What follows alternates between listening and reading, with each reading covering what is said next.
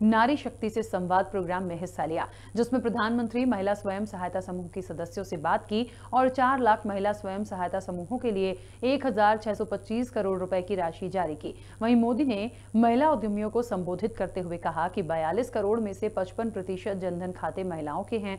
साथ ही उन्होंने कहा कि अब एक अहम फैसला लिया गया है कि सेल्फ हेल्प ग्रुप को 10 लाख की जगह 20 लाख रुपए का कर्ज बिना गारंटी के मिलेगा।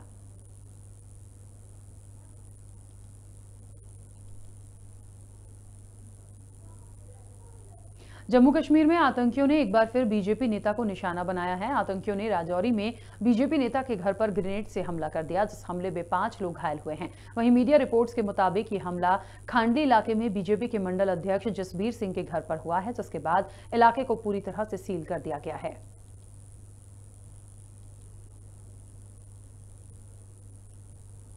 मध्य प्रदेश की जनता का आशीर्वाद लेने के लिए मोदी सरकार में 3 मंत्री ज्योतिरादित्य सिंधिया, डॉक्टर वीरेंद्र खटीक और एसपी सिंह बघेल यात्रा निकलेगी उनकी। आपको बता दें कि तीनों मंत्रियों की यात्राएं 16 से 24 अगस्त तक चलेंगी।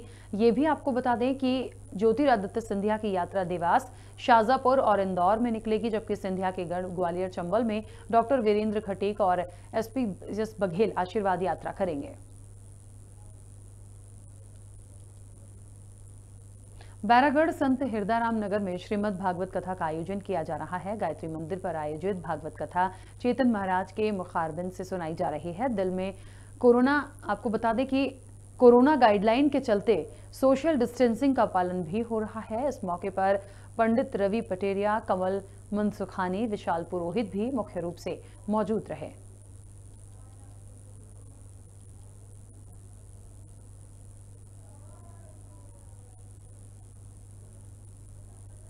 भोपाल में स्वतंत्रता दिवस का राज्य स्तरीय समारोह हर्षोल्लास से मनाया जाएगा। इसी की तैयारी को लेकर मोतीलाल नेहरू स्टेडियम में फुल ड्रेस रिहर्सल हुआ। स्वतंत्रता दिवस की फुल ड्रेस रिहर्सल के दौरान कोविड-19 की गाइडलाइन का पालन भी किया गया। इस मौके पर पुलिस महानिदेशक विवेक जौहरी, अपर मुख्य सचिव विनोद कुमार, संभागायुक्त कविंद्र कियावत, एडीजीपी एएसआई मनोहर, कलेक्टर अविनाश लवानिया भी मौजूद थे। आपको बता दें कि इस बार परेड में 8 कंपनियां हिस्सा लेंगी, लेकिन एनसीसी और स्काउट गाइड परेड में हिस्सा नहीं ले सकेंगी। साथ ही बच्चों को भी प्रवेश नहीं दिया जाएगा। वहीं इस बार पुलिस पदक वितरण समारोह भी होगा।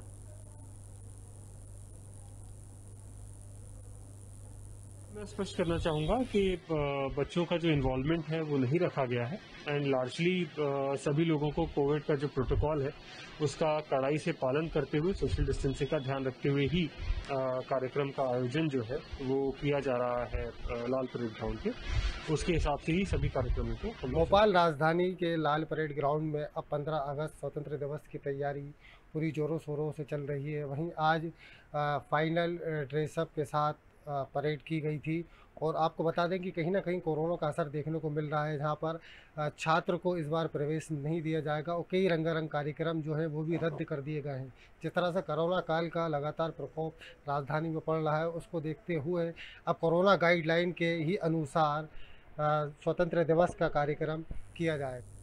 राजधानी भोपाल की बैरागढ़ कैलाश नगर कॉलोनी में हरियाली उत्सव मनाया गया। हरियाली उत्सव के दौरान महिलाओं ने वृक्षारोपण किया, जिसमें महिलाएं हरी साड़ी पहनकर एकत्रित हुईं और हरियाली का संदेश दिया। कुसुम चतुर्वेदी, गांधीनगर मंडल उपाध्यक्ष, ने बताया कि हरियाली जीवन के लिए बहुत ही फायदे देती है। वहीं वृक्ष से हमें ऑक्सीजन भी मिलती है। इस मौके पर महिला उत्थान समिति की महिलाएं मौजूद रहीं।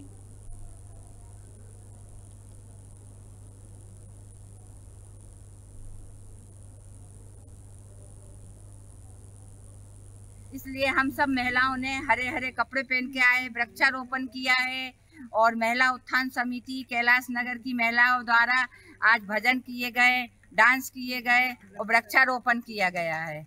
इस उपलक्ष्य में ये प्रोग्राम रखा गया है। हम और हरियाली हरी भरी रहे, ऑक्सीजन मिलता है हरियाली से और ये सब लोगों से हम यही बोले। महिला उत्थान समिति की तरफ से एक छोटा सा प्रोग्राम रखा गया है, उसमें आज वृक्षारोपण का प्रोग्राम रखा है और हरियाली तीज होने के कारण आज हरे ड्रेस में ड्रेस कोड रखा गया है, जिसमें महिला उत्थान समिति की सभी सदस्याएं ग्रीन ड्रेस में आई हैं और उसका प्रोग्राम रखा गया है और वृक्षारोपण रखा गया है। हम सब इसी राजधानी भोपाल में राष्ट्रवीर दुर्गादास राठौर की 383वीं जयंती मनाई गई। इस मौके पर भाजपा प्रदेश अध्यक्ष विष्णुदत्त शर्मा ने दुर्गादास राठौर की प्रतिमा का अनावरण किया।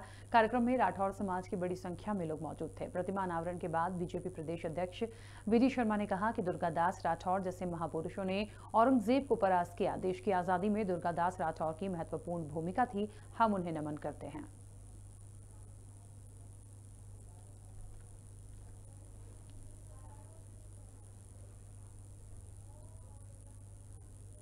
मैं पूछना चाहता हूं कांग्रेस के नेतृत्व से, मध्य प्रदेश के अंदर भी जो लोग ये केवल नौटंकी करना चाहते हैं, इस भारत के अंदर कांग्रेस ने इतने वर्षों तक राज किया, वो शासन व्यवस्था में रहे, ओबीसी कमीशन बना था, लेकिन ओबीसी कमीशन को संवैधानिक दर्जा कभी कांग्रेस ने नहीं दिया। केवल ये दिखाना, लॉलीपॉप दिखाना और उसके बाद वोट बैंक मान करके आगे बढ़ते रहना, ये जिंदगी भर कांग्रेस करती रही है। भोपाल में 24 घंटे 7 दिन चलने वाले टीकाकरण केंद्र का मंत्री सारंग ने शुभारंभ किया। केयर संस्था के सहयोग से करुण क्षेत्र के सरदार पटेल स्कूल में ये केंद्र बनाया गया है, जिसमें लोगों को दिन रात सुविधाएं मिलेगी। साथ ही केंद्र पर दोनों वैक्सीन उपलब्ध रहेगी, जहां पहला और दूसरा दोनों डोज लगाया जाएगा। वैक्सीन लगवाने के लिए ऑनलाइन और ऑफलाइन रजिस्ट्रेशन की सुविधा भी उपलब्ध रहेगी। वैक्सीनेशन सेंटर की शुरुआत की है, जो 24 घंटे 7 दिन चलेगा, 24/7, और इसमें दोनों वैक्सीन, कोवैक्सीन और कोविशील्ड, दोनों वैक्सीन उपलब्ध है। फर्स्ट डोज और सेकंड डोज लगाया जाएगा। ऑनलाइन और ऑफलाइन दोनों तरह की व्यवस्था की गई है। मध्य प्रदेश में माननीय मुख्यमंत्री जी के नेतृत्व में मध्य प्रदेश पूरी तरह से वैक्सीनेट हो जाए, इसका हमारा प्रयास है। और इसीलिए जो प्रयोग नवाचार करना है, जिसके माध्यम से लोगों को अधिक। उमरिया के मानपुर वन विभाग कार्यालय में वन विभाग ने युवक को 3rd डिग्री पर टॉर्चर किया। पूछताछ के दौरान एक आदिवासी को इतना प्रताड़ित किया गया कि उसने आत्महत्या कर ली। इस बात की जानकारी ग्रामीणों को लगी तो मानपुर के वन विभाग कार्यालय के सामने शव रखकर उन्होंने प्रदर्शन किया। आगे बढ़ेंगे। मुंबई में कोरोना के डेल्टा प्लस वेरिएंट से पहली मौत दर्ज की गई है। आपको बता दें कि मृतक महिला 63 साल की थी और वैक्सीन की दोनों डोज भी ले चुकी थी। हालांकि महिला कोरोना संक्रमित होने के पहले से बीमार थी। बताया जा रहा है कि महिला 21 जुलाई को संक्रमित हुई थी और 27 जुलाई को उसकी मौत हो गई। ये भी आपको बता दें कि महिला की जीनोम सीक्वेंस रिपोर्ट में डेल्टा प्लस वेरिएंट की पुष्टि हुई है।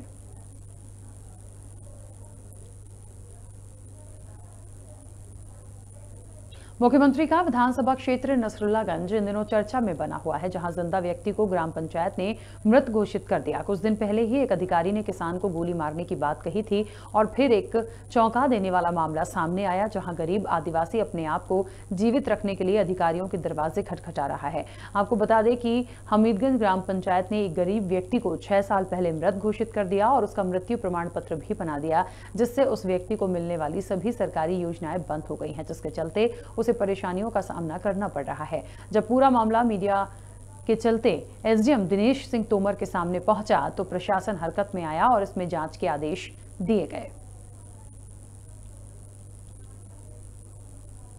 एक महीना तक ने की यार, हाँ मैं बांधो मैंने बांधिया नहीं उन्हें। आखिरी पर की मेरे को अब किसी डाल दी तो उसने किया ही नहीं। हमने मैं उनसे हाथ 5 जोड़े के कर दो भाई, कि अपन बुरा नहीं ले सका, दोनों मर गए, मैं तेरा सा मरूंगी नहीं। आपने ये बात मेरे संज्ञान में लाए हैं, इसमें आपने बताया कि मनसाराम जी की मृत्यु नहीं हुई, किंतु पंचायत के द्वारा उसको मृत्यु प्रमाण पत्र जारी कर दिया है।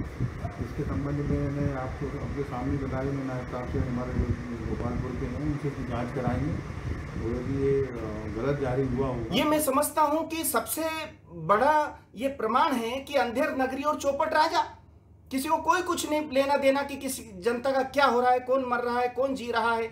जिंदा आदमी अगर सरकार के तमाम गलत अधिकारियों की वजह से अगर वो मृत घोषित हो जाता है, मैं समझता हूँ इससे ज्यादा शर्म कोई बात हो ही नहीं सकती है। इसकी गहन जांच होनी चाहिए और तमाम जो मैं समझता हूँ जो संबंधित जो मुख्य अधिकारी हैं वो उन्हें पैसा हमारा मांगो मिलो नहीं, कहीं नहीं मिलो, हम उसे कराई करें थक गए। सिगरेट बीजेपी 15 अगस्त को आजादी के अमृत महोत्सव के रूप में मनाएगी। इस आयोजन को लेकर युवा मोर्चा की बैठक संपन्न हुई। बैठक में उन्होंने कहा कि युवा मोर्चा भाजपा की रीढ़ है। युवा मोर्चा जिलाध्यक्ष ने बताया कि 15 अगस्त को प्रत्येक गांव और शहर में राष्ट्रगान का आयोजन किया जाएगा। 12 अगस्त से 14 अगस्त तक अभियान चलाया जाएगा। वहीं 15, 16 और 17 अगस्त को जिले में मैराथन साइकिल रैली निकाली जाएगी। मध्य प्रदेश के राजस्व मंत्री गोविंद सिंह राजपूत ने केंद्रीय कृषि मंत्री नरेंद्र सिंह तोमर से मुलाकात की। इस दौरान गोविंद सिंह राजपूत ने बाढ़ प्रभावित क्षेत्रों के लिए राहत कार्य की मांग की है। गोविंद सिंह ने मांग की है कि जल्द से जल्द केंद्रीय दल को बाढ़ प्रभावित क्षेत्रों में भेजा जाए। गोविंद सिंह राजपूत ने बताया कि 15 अगस्त के बाद मध्य प्रदेश में केंद्रीय जांच दल बाढ़ प्रभावित क्षेत्रों का दौरा करेगा और नुकसान का सर्वे किया जाएगा।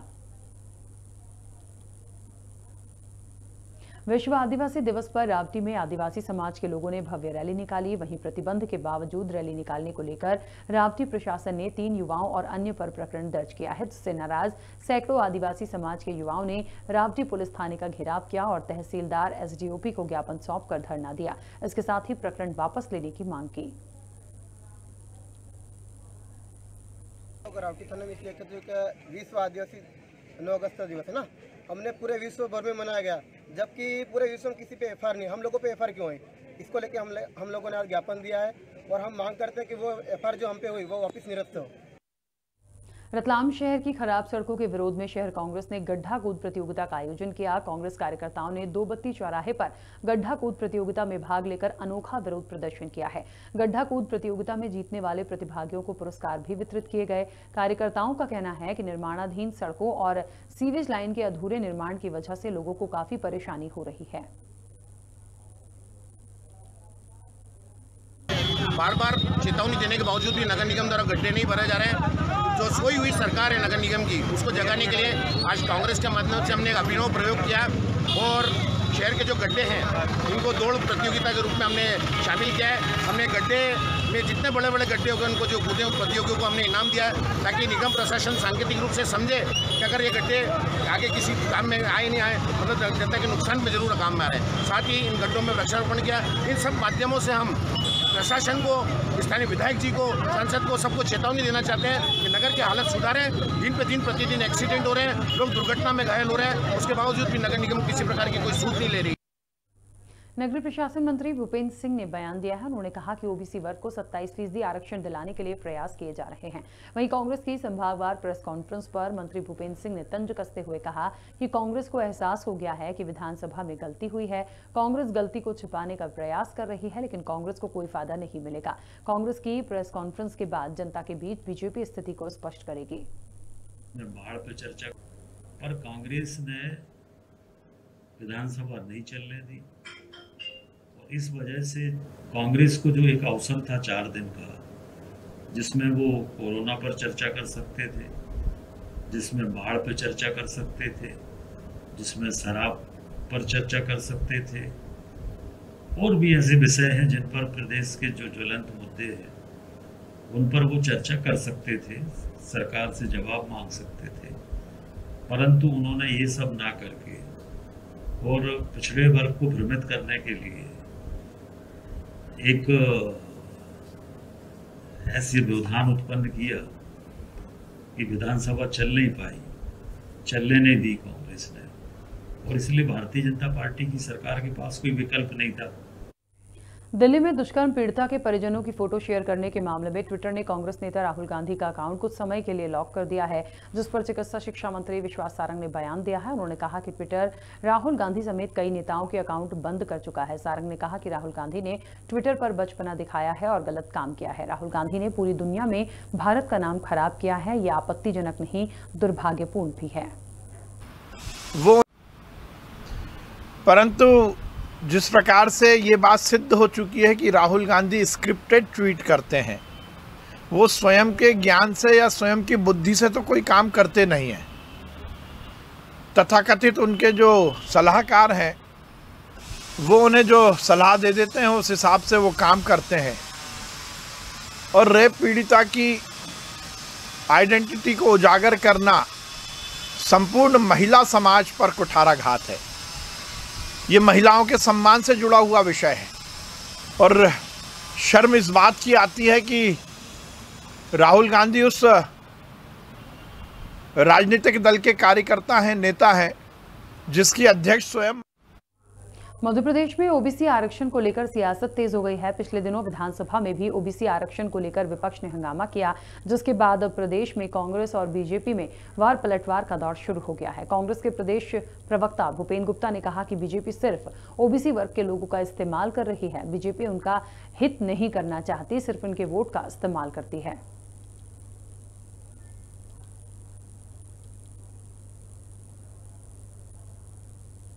उधर उच्च शिक्षा मंत्री डॉक्टर मोहन यादव ने राष्ट्रीय शिक्षा नीति को लेकर जानकारी दी है। मोहन यादव ने कहा कि इस वर्ष से शिक्षा नीति लागू की जाएगी। अभी स्नातक स्तर के प्रथम वर्ष के लिए नीति के प्रावधानों को लागू किया जा रहा है। राष्ट्रीय शिक्षा नीति को लेकर विभाग द्वारा बनाई टास्क फोर्स ने अन्य राज्यों की उच्च शिक्षा व्यवस्था का अध्ययन किया है। राष्ट्रीय शिक्षा नीति की कार्य योजना भी बनाई है। उन्होंने कहा कि मध्य प्रदेश राष्ट्रीय शिक्षा नीति 2020 को लागू करने वाला देश का पहला राज्य होगा। उन्होंने कहा कि उच्च शिक्षा को अधिक जॉब ओरिएंटेड बनाने के लिए सर्टिफिकेट, डिप्लोमा और व्यावसायिक पाठ्यक्रम आरंभ किए जा चुके हैं। बड़े टारगेट बनाना, जो उत्तीर्ण हुए इस संख्या को दृष्टिगत रखते हुए विभाग निजी और शासकीय महाविद्यालयों में अपने स्तर पर 25% सीटों की वृद्धि कर चुका है, ताकि इनकी संख्या का हमको अपने महाविद्यालय की उच्च शिक्षा में लाभ मिल सके। और इसी आधार पर जब हम आगे बात करते हैं नई शिक्षा नीति में, आने वाले 2035 तक जब हमको 50% का टारगेट हासिल करना है, तो हमको निश्चित रूप से बड़े टारगेट बनाना पड़ेंगे। यशस्वी मोदी जी ने जब नई शिक्षा नीति लागू की थी, ये अपेक्षा की है पूरे देश से कि सकल जो उत्तीर्ण। राजधानी भोपाल में यूथ कांग्रेस के 3000 कार्यकर्ताओं पर एफआईआर दर्ज हुई है। आपको बता दें कि प्रदेश अध्यक्ष विक्रांत भूरिया के नेतृत्व में कार्यकर्ताओं ने सीएम हाउस का घेराव किया था, जिसके चलते 3000 लोगों पर एफआईआर दर्ज हुई है। मामले में विक्रांत भूरिया का कहना है कि यूथ कांग्रेस महंगाई, बेरोजगारी और किसानों के मुद्दों को उठाती रहेगी। पहला आंदोलन और कल बहुत प्रभावी तरीके से जो मुख्य मुद्दे हैं, महंगाई हुआ, बेरोजगारी हुआ, बिजली के बिल हुआ, किसानों का जो काला कानून है उसको लेकर, जासूसी कांड को लेकर भोपाल में ज़बरदस्त युवाओं का आक्रोश देखने को मिला है। ये पहला आंदोलन नहीं है, आंदोलन धीरे धीरे बढ़ते चले जा रहे हैं। शिवराज सिंह चौहान जी को ये समझना चाहिए, जिस तरह से राजगढ़ के युवक कुंदन ने बेरोजगारी के चलते आत्महत्या कर ली, फांसी पर लटक गया, और मुख्यमंत्री शिवराज सिंह चौहान का नाम सुसाइड नोट में लिख रहा है। ये शर्मनाक घटना है, ये पूरे देश में पहली ऐसी घटना होगी। और मैं शिवराज सिंह चौहान जी को चेताना चाहूँगा, अगर उन्होंने महंगाई पर और बेरोजगारी पर किसी भी तरह से नियंत्रण नहीं करा तो ये आंदोलन और उग्र होने वाले हैं। और इसी के साथ इस बुलेटिन में फिलहाल इतना ही। आप बने रहिए खबर भारत के साथ।